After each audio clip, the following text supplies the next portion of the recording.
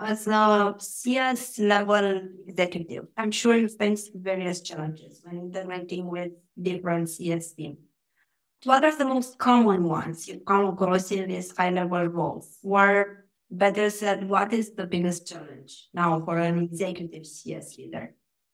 I think it's a question of balance. There are a lot of inherited priorities that come to you and your team that happen further upstream. Decisions that are made in terms of product releases, how we're going to market, the messaging that we're giving, the implementations process. There are just a lot of things that, as the post sales team, you inherit a lot of those upstream decisions and events that happen.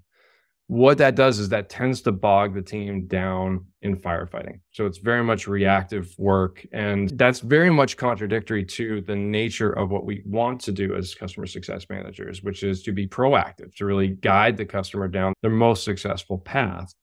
But it's very hard to be proactive when you're spending all your time being reactive.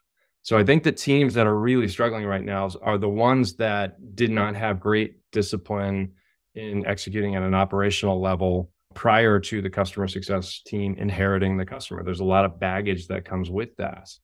And it's a very elusive tipping point. If you find yourself in that scenario, you really almost have to do double time to catch up, to work cross departmentally and really within your company to try to change some of those processes or some of those decisions so that you're not continuing to overburden your team.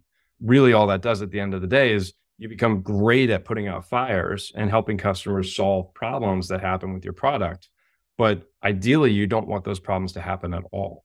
And so it becomes a real concentrated effort to try to focus or shift the organization's focus to address prevention and preventative activities as opposed to reactive problem solving type of activities.